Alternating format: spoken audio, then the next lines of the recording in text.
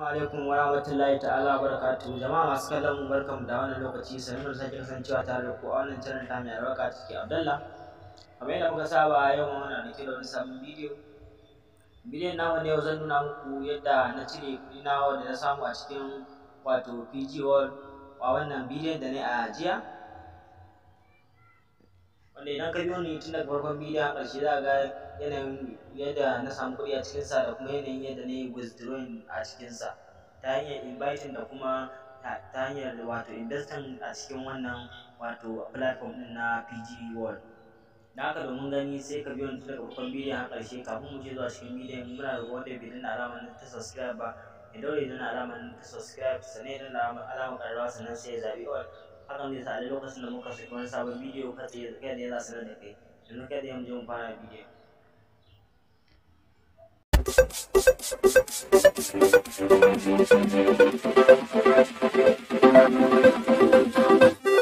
Kuke gani gashi na shigo application din na PG World. Yanzu zan zo na yi sign in, zan zo danna sign in, wanda daman sign in din auto ne, automatic ne.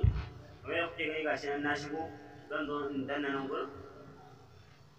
Bayan na danna zan zo wajen wallet nan gurin kenan.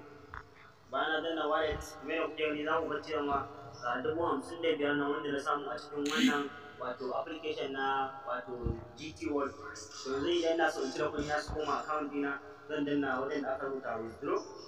To sai in zo in karanta wannan information ɗin nasu, sai in zo in danna I have it.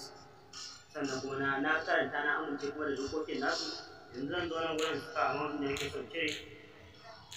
To misali zan cire kuɗin da ke ciki duka, to kawai sai in zo in danna yadin kuɗin. To zan yi amfani da bank transfer ne, ba zan yi amfani da wannan USDT ɗin TRC20 ba. To sai in danna alamar confirm. Kamar yadda kuke gani nan gurin, to zan zo nan gurin ne in saka sunana da nake amfani da shi da banki na, wato username na banki na. Sai zo na rubuta shi.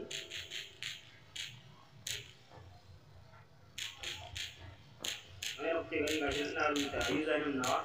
To a nan gurin sai in zo kuma saka account number kamar haka.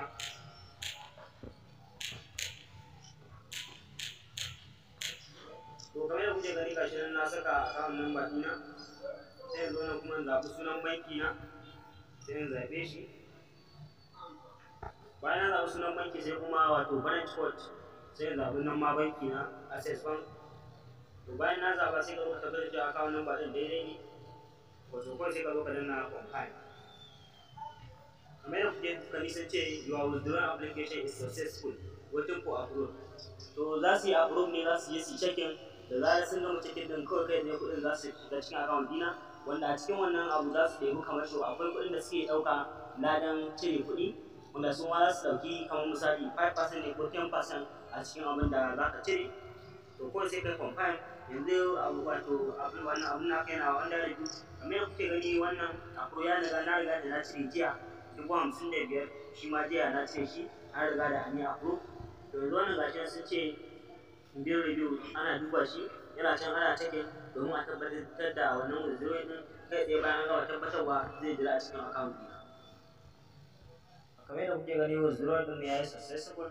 A shi nan za ku ga cewa account ɗin is 00. Idan muka zo wajen withdrawal record, in ka danna kamar haka za ga cewa ga adadin abubuwan abin da na cire nan gashi nan kamar yadda kuke gani. Sannan kuma za su cire wani percentage nasu, da kuma adadin abin da na cire wato daga tsakanin jiya zuwa yau. Wannan na farko shine wanda na cire jiya, wannan kuma shine wanda na cire yau kenan. Ana samun kuɗi sosai da sosai ta hanyar wannan amfani da wannan application ɗin mai suna PG Best. Sannan kuma za ka iya inviting domin ka gayyaci abokanka domin su yi register da wannan wato wannan platform ɗin na PG Best. Idan kana so ka yi invite, sai ka danna wajen da aka rubuta invite friend,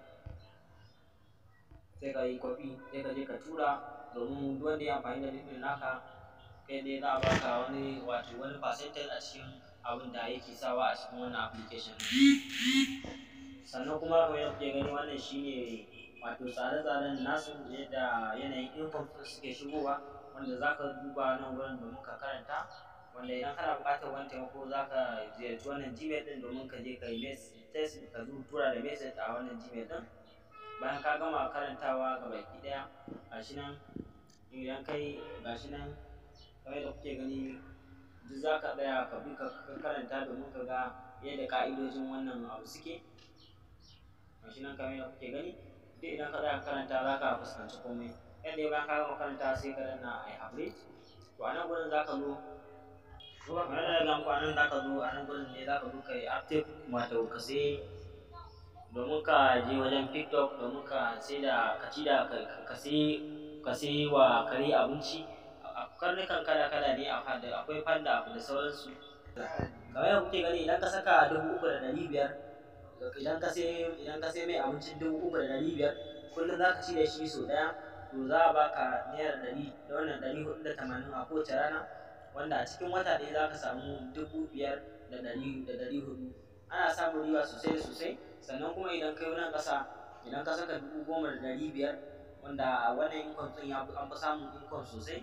Idan ka ci da karen a rana sau ɗaya za ka samu 1,440 a rana guda ɗaya.